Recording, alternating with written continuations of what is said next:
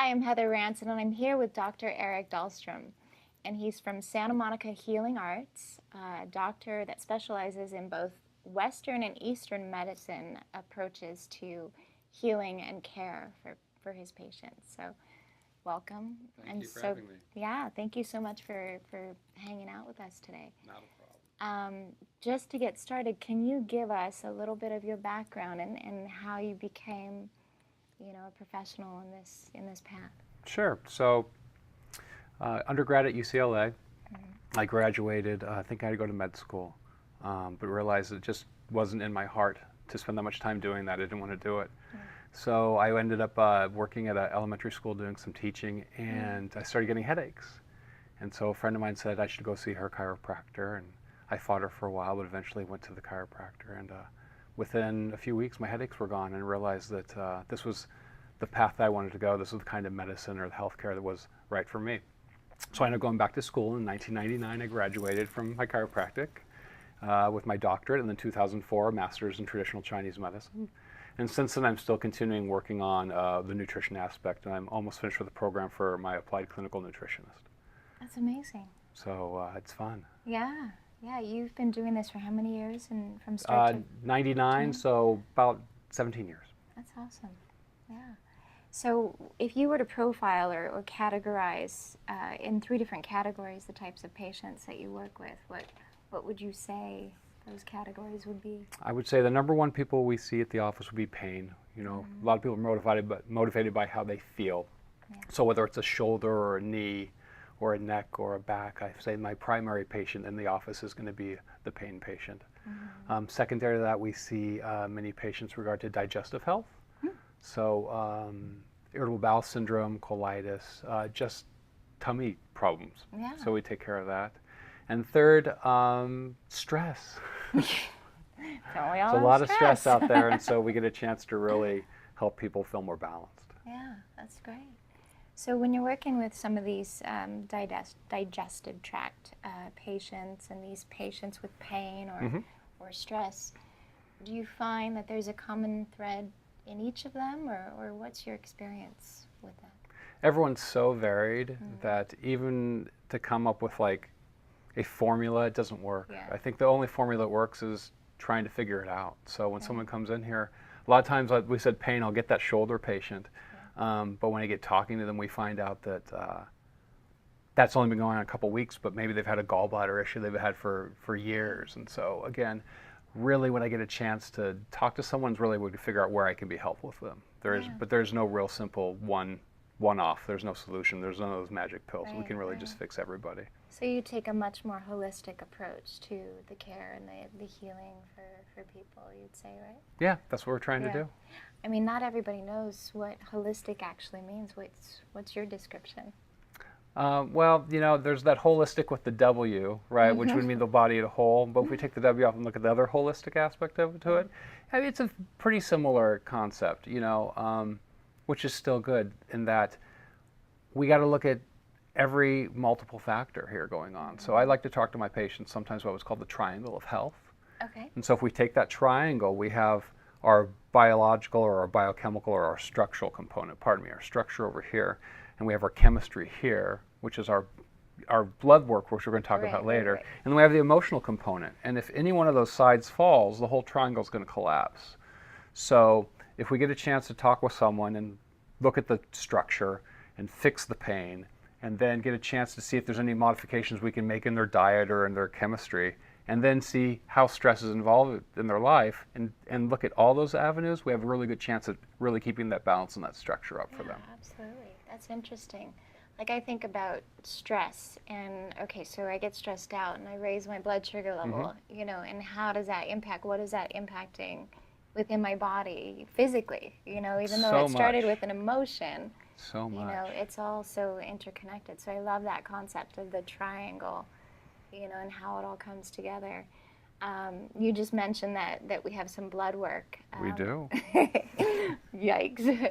So as you know, and as some of the people who've been watching know, I personally, as a fitness and nutrition expert, am taking this journey for myself to explore and experiment what I can learn and bring back with regards to food science and a plant-based diet.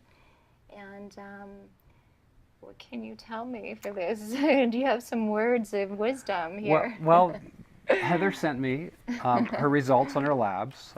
There's 2 sets that were taken just recently in the past few months, but her results go all the way back to 2015. And so we're going to talk through some of the things we're seeing here. So this lab was done, all I know, my experience is that they took blood from my arm. Mm-hmm. So can you tell me, with this blood work, what are we looking at? What's the full scope of what we're looking at? Sure. What kind of deficiencies or statistics? So the panel they ran for you is, it's called there's like a Chem 14 and a CBC and a thyroid panel and a cholesterol panel. So it's a pretty extensive, good basic blood work here. It's going to give us some good information on mineral profile. We have some information regarding organ function, kidneys and liver. We have cholesterol, thyroid, and some blood work for her red and white blood cell count.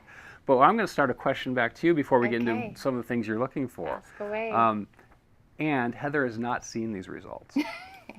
The first thing that came to me when I was looking at these and questioning, and you filled me in a little bit when you got here today, was most of the panels you've had done since 2015, there's been a lot of thyroid work on here. So I asked Heather why there was so much thyroid work, and she explained to me that she had a diagnosis of Graves' disease, which is an autoimmune condition that attacks the thyroid that actually causes the thyroid to produce too much thyroid hormone. And Heather had informed me that after these first tests in 2015, that they'd put her on a medical program to actually kill or dissolve the thyroid gland so that it wasn't being problematic anymore. And since that point, you've been on synthetic hormones, yeah. levothyroxine, Synthroid, various dosages based on what the panels come back. Which even as a natural practitioner, I think is completely the appropriate direction to go, because if there's no thyroid, we still need those hormones. And so being able to supplement with the thyroids that the medications your doctors have given you, been able to balance out that function. With that topic in mind, do you think that some thyroid dysfunction, so to speak, can be addressed and corrected with food science or a more Eastern medicine approach to sure, yeah, a lot healing? of them. There's 2 different classes of thyroid conditions here. We're going to have our basic thyroid issues, which can be like a hyper or hypothyroid, but the primary function is from that thyroid gland. Secondarily, we have the autoimmune conditions. So we can look at Hashimoto's or Graves' disease, which are autoimmune components. I think most conditions within that level of neutrality can be affected through nutrition. But when we start getting to those fringes where when things are more out of control, we may need a little more nudge back in the right direction. But once we get back to that right direction, we can still control a lot of these issues through nutrition. Okay, so with the Graves' disease and having the thyroid removed, basically, you need a supplement with those. I don't think you could find enough good foods for Heather here to actually keep her thyroid functioning appropriately without having be put on the medication. Yeah, when I was 15 years old in 1995, I totally just gave my age away. But when I was 15 years old, I was not sleeping. I was rageful one second. I was crying the next second. My hair was falling out. I lost all kinds of weight. And we found out, this was why, that I had Graves' disease. My thyroid was producing 10 times the amount of hormones that it's typically meant to produce. And so they gave me the radioactive iodine. I had my own private bathroom for a week. Sure. I think I might have glowed in the dark. And so then to supplement, even though the rebound was vicious, being 15 years old and removing the thyroid, then the metabolism is so slow. You become hypothyroid, or I became hypothyroid. Yes. And the weight gain and trying to find that balance was a challenge. So that's the background story with that. So prior to having your thyroid removed, even as in 2015, your levels were 4 to 5 times normal for what's called thyroid stimulating hormone, TSH. What does that mean? So your thyroid that lives in this region of your body produces the hormones that control your metabolism. it receives a signal from your brain, and the brain then tells the thyroid how much hormone to produce. So the hormone from the brain is called TSH, thyroid stimulating hormone. So basically at that moment, your pituitary gland was screaming to your thyroid saying, get to work, okay? And that was in 2015, and you told me that the degradation of the thyroid was in 2015? 1995. Okay, so 95. So what happened by 2015, your brain Heather's brain wasn't realizing that the thyroid wasn't working, and it was telling the thyroid to do so much work. And so what happens here is that you get put on your Synthroid, or they change your dosage, and then your pituitary says, oh, wait a minute, I have plenty of the thyroid hormone. We're good now. We're cool. Everything's going well, and it can calm down. And you can see when you look at it, or I can see, and I'll show you that when you look at your labs here, that since 2015, the medications have been balancing out your thyroid.